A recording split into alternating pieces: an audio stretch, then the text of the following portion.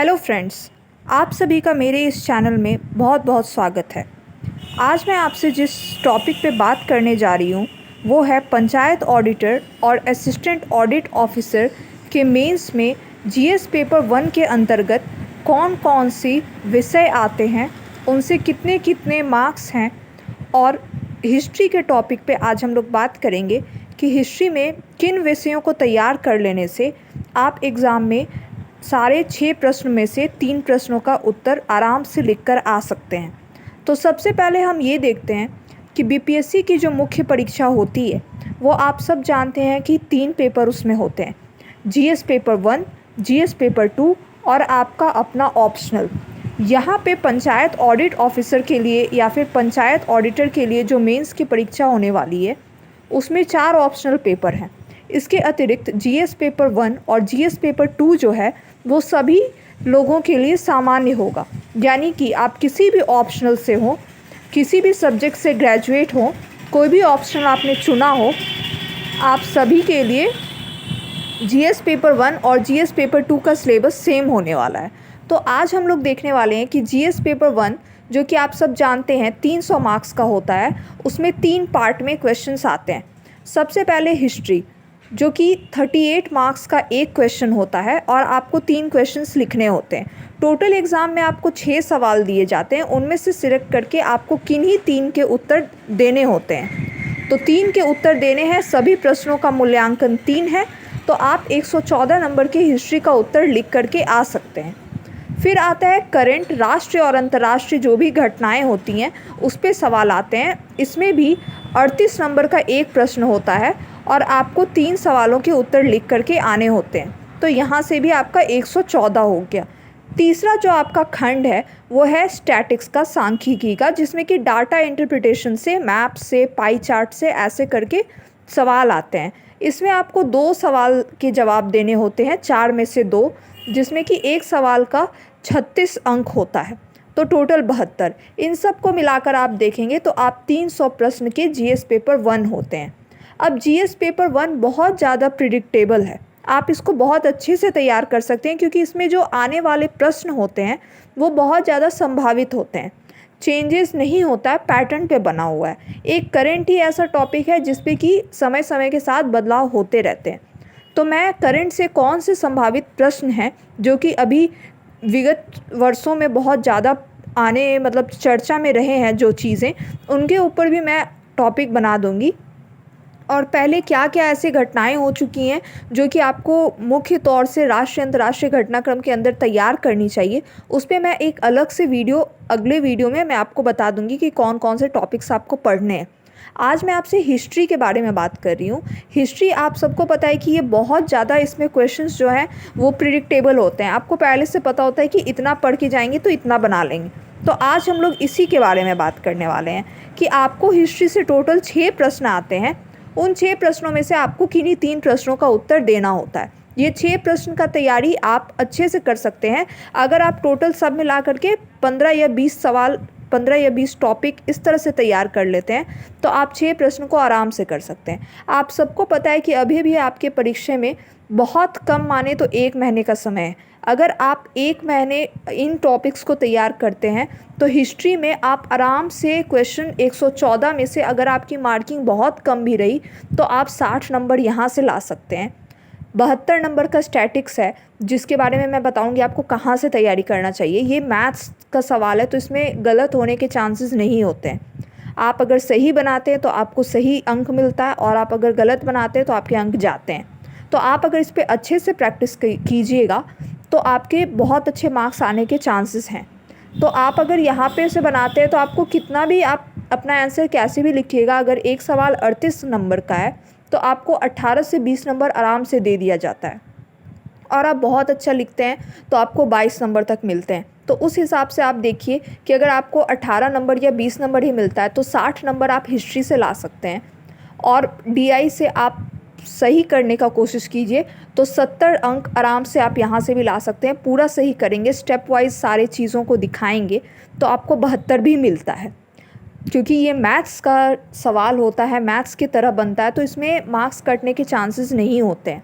तो आपको डीआई और हिस्ट्री पूरे तरह से उस पर अपना पकड़ बना करके रखना है। फिर जो करंट की बात आएगी, इसमें स्टूडेंट्स बहुत ज़्यादा कंफ्यूज होते हैं कि कौन सा टॉपिक पढ़े, कौन सा टॉपिक नहीं पढ़े, क्योंकि बहुत सारी घटनाएं हमारे देश में और बाहर भी होते रहती हैं। तो इसके ऊपर मैं एक अलग से प्लेलिस्ट बना दूंगी।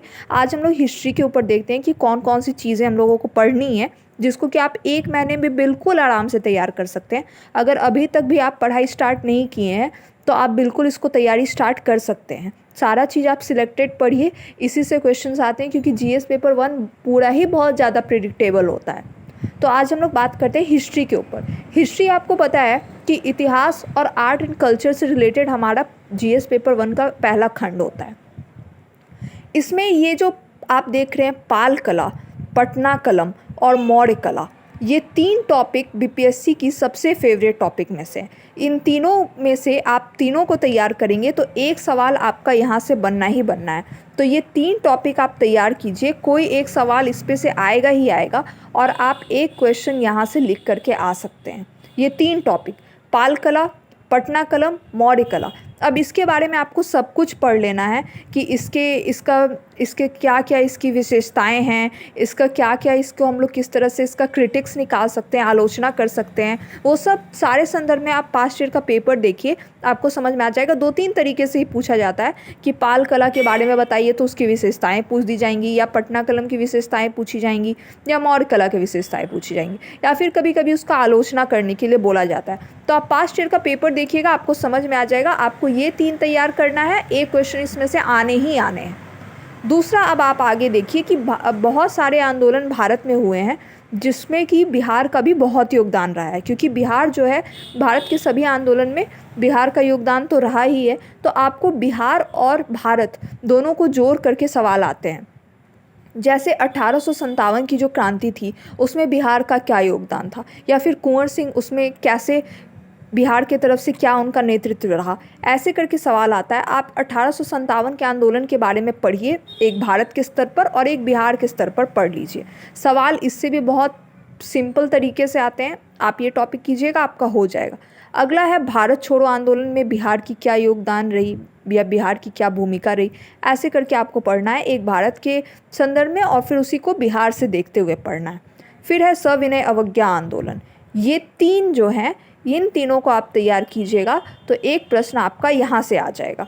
और इसी में आप चंपारण सत्याग्रह को भी जोड़ सकते हैं, चंपारण सत्याग्रह को भी इसमें से आप जोड़ लीजिए। ये 4 टॉपिक पढ़िए, एक सवाल आपके यहाँ से आते हैं। फिर तीसरा हम देखते हैं कि आपका संथाल से आंदोलन और मुंडा विद्रोह, ये दोनों में से कोई एक सवाल हर वर्ष पूछा ही जाता है। तो यहाँ से आपका एक प्रश्न हो गया। संथाल आंदोलन के बारे में आपको पढ़ना है, मुंडा विद्रोह के बारे में पढ़ना है। अब आप सोच रहे हैं इससे क्या पढ़ना है, कैसे सवाल आते हैं, तो आप पास्ट ईयर का पेपर देखिए। पास्ट ईयर का पेपर बहुत इंपॉर्टेंट है। आप ये टॉपिक देख लीजिए, इससे टॉपिक रिलेटेड क्या क्या सवाल पूछे गए। पिछले 5-7 साल के आप प्रश्न को देखिएगा। आप एक क्वेश्चन बैंक मंगा लीजिए, अगर आप नहीं मंगाए हैं तो मार्केट में मिलता है, आप वहाँ से ले लीजिए। और आप टॉपिक देखिए कि पाल कला, इस साल पाल कला से सवाल हैं क्या, अगर हैं तो किस तरह से पूछा गया है। ऐसे आप 5-7 साल के देखेंगे तो आपको समझ में आएगा कि सवाल में क्या पूछा जाता है, विशेषताएं पूछी जाती हैं, ऐसे ऐसे करके क्या पूछा जाता है। हर टॉपिक के बारे में आप देख लीजिए और आप उसको हर तरह से सारे पैटर्न पर तैयार कर लीजिए कि आपसे भारत से रिलेटेड क्या पूछा जा सकता है, बिहार से रिलेटेड क्या पूछा जा सकता है। तो इसी तरह से आपको संथाल आंदोलन और मुंडा विद्रोह के ऊपर तैयार कीजिएगा तो एक सवाल आपका यहाँ से आ जाएगा। अगला आता है प्रेस का विकास। प्रेस का विकास कैसे करके हुआ है उसके ऊपर से कभी कभी सवाल आते हैं। और पाश्चात्य शिक्षा का विकास, इसमें अलग अलग टाइम पीरियड दिया जाता है कि इस टाइम से इस टाइम तक कैसे हुआ, इस टाइम से इस टाइम तक कैसे हुआ, तो आपको इन टोटल तैयार कर लेना है। इसको भी आप पास्ट ईयर के पेपर से देखिए। आप इस टॉपिक पे जब सर्च कीजिएगा, या तो आप गूगल सर्च करिए या फिर आप बुक्स के हेल्प ले सकते हैं। आप इस पे जब सर्च कीजिएगा तो आपको आराम से मिल जाएगा इसके ऊपर। तो इन दोनों से जोड़ करके एक सवाल होता है। और ये वाला टॉपिक उतना इम्पॉर्टेंट नहीं है, बट इससे भी बीपीएससी कभी कभी पूछ लेती है। इसमें क्या है, स्वतंत्रता आंदोलन में बिहार की महिलाओं का योगदान, जैसे इसी में से किसी का दे देगा भारत छोड़ो आंदोलन में बिहार की महिलाओं का योगदान, या फिर बिहार के किसान का क्या योगदान रहा, बिहार में छात्रों का क्या योगदान रहा, इस तरह करके ये 3 ही जगह से पूछा जाता है। या तो आपको महिलाओं से जोड़कर पूछेगा, या किसान से पूछेगा, या विद्यार्थियों से जोड़ करके पूछेगा कि किस तरह से आंदोलन में विद्यार्थी सक्रिय रहे, किस तरह आंदोलन में महिलाएं सक्रिय रहीं, उनका क्या योगदान रहा है, ऐसे करके सवाल आते हैं। इसके लिए भी आप पास्ट ईयर के पेपर्स देख सकते हैं। टॉपिक्स आपको सबसे पहले तैयार कर लेने हैं, इनके बारे में पढ़ लेना है अच्छे तरीके से, और फिर क्वेश्चन कैसे पूछे जाते हैं वो आपको वो देख लेना है। तो इतना आप तैयार कीजिएगा तो एक प्रश्न आपका यहाँ से आ गया। और ये एक टॉपिक जैसे गांधी जी की विचारधाराएं, नेहरू जी की विचारधाराएं और टैगोर जी की विचारधाराएं, इनसे एक सवाल आते हैं। ये 3 अलग अलग टॉपिक है, मैं एक में ही लिख दी हूँ। सब मिलाकर आप टोटल 20 टॉपिक मान के चलिए ना, आप 20 टॉपिक तैयार कीजिएगा, आपका हो जाएगा। इनसे भी आप कीजिएगा तो ये तीनों ही ऑप्शंस में दिए जाते हैं, कम से कम 2 तो दिए ही जाते हैं, तो आप इसमें से आराम से लिख सकते हैं एक सवाल। तो आप इस तरह से आप हिस्ट्री का तैयारी कीजिए, आपका हो जाएगा। आपको कुछ नहीं करना है, बस सारे जो जो टॉपिक्स लिखे हैं उसके बारे में आप बुक से पढ़ लीजिए, बिहार के बुक से पढ़ लीजिए, ऐसे करके आप पढ़ लीजिए। और क्वेश्चन बैंक उठा करके आप सीधा देखना स्टार्ट कीजिए कि 66 का देखिए कि उसमें किस आर्ट से पूछा गया है, उसको एक जगह पे नोट डाउन कर लीजिए। अगर पाल कला से पूछा गया है तो उसकी क्या विशेषताएं हैं वो पूछा गया होगा, या उसकी आलोचना करते हुए उसके बारे में पूछा गया होगा, ऐसे करके क्या पूछा गया हर टॉपिक से वो आप पास्ट ईयर के पेपर्स पलटते जाइए, आपको समझ में आ जाएगा कि इस साल इससे पूछा है या इससे पूछा है। ऐसे करके आप पूरा तैयार कीजिए। आप आराम से, अगर 38 नंबर का आपका एक सवाल आता है तो आप इतने प्रिडिक्टेड ऐसा लर्न करके जाइए, इस तरह से अपने आंसर्स को इतने बार लिखिए कि आप जब लिखिएगा एग्ज़ाम में तो आपको बिल्कुल इसमें से 38 में से आपका परफॉर्मेंस बहुत ख़राब रहेगा तो भी आपको 18 नंबर मिल जाएंगे। तो जब सारे क्वेश्चंस आपको पता है कि कहाँ से आते हैं तो आप बिल्कुल 18 नंबर का, अगर 3 सवाल 3 आपको लिखना है, 3 भी तैयार करते हैं तो आपका 54 नंबर यहीं से हो जाता है। और मुझे लगता है कि 18 नंबर ही आपको सब में एवरेज मार्किंग नहीं मिलेगा। आप अपने आंसर को जितने अच्छे से लिखिएगा आप उतना मार्क्स ला सकते हैं। आपको 20 नंबर 22 नंबर तक मिलता है तो आप 60 नंबर आराम से हिस्ट्री में स्कोर कर सकते हैं। आपका 72 नंबर जो स्टैट्स का है तो आप आराम से यहाँ पे 70 नंबर तक स्कोर कर सकते हैं, तो आपका 130 तो ऐसे ही हो गया। और करंट का पेपर 114 आप बहुत ख़राब लिखिएगा, बिल्कुल ही आपको करंट का आइडिया नहीं है, तो आप आराम से यहाँ पे 50 नंबर ला सकते हैं। तो आपका 180 नंबर टोटल इस पेपर से हो गया, जो कि एक अच्छा स्कोर माना जाता है। आप यहाँ से 180 ले आए, फिर आपका ऑप्शनल का पेपर जो है आपको वहाँ से भी कम 180 से 200 नंबर, 200 नंबर तो नॉर्मली लाना लोगों से नहीं हो पाता है, 180 150 तक भी आप लाइएगा तो आप इन्हीं दोनों पेपर ऑप्शनल और इसको मिला करके ही आपका मार्क्स बहुत अच्छा चला जाएगा। 330 के आसपास आप यहीं पे आ जा रहे हैं। और अभी आपका एक पूरा जीएस पेपर 2 बाकी ही है। 400-500 में तो वहाँ पे 400 450 आप लाइएगा तो आपका सिलेक्शन हो जाता है। इसीलिए कंपटीशन बहुत इजी है, क्योंकि सारे ऑप्शनल के लोग तो इसमें बैठ नहीं रहे हैं। आप अच्छे से तैयारी कीजिए, अभी भी हिम्मत मत हारिए, समय आपके पास 1 महीना है। बीपीएससी प्री को लेकर के जो डेट्स आगे बढ़ रही हैं उससे जो भी स्टूडेंट्स मेंस के लिए प्रिपेयर कर रहे हैं वो बहुत ज़्यादा अफेक्ट हो रहे हैं, उन पर प्रभाव पड़ रहा है इस चीज़ का, वो क्लियर है। लेकिन आपको एक प्लानिंग करके चलना है, कुछ समय आप प्री पे दीजिए, कुछ समय आप मेंस पे दीजिए, ऐसे करके आप तैयारी कीजिए। और ये टोटल जो 20 टॉपिक दिया गया है, अगर आप 7 से 8 घंटे मेंस के लिए पढ़ते हैं, ये 20 टॉपिक पे आप 2 घंटे काम कीजिएगा डेली, तो 20 दिन में आपका ये 20 टॉपिक हिस्ट्री बहुत अच्छे से कंप्लीट हो जाएगा। आप इसको कीजिए, लिखिए, याद कीजिए, जैसे भी हो राइटिंग में लाइए, प्रैक्टिस में लाइए और इसको लिखिए बढ़िया से। पेपर्स, पास्ट ईयर के पेपर्स का हेल्प लीजिए और अच्छे से तैयारी कीजिए।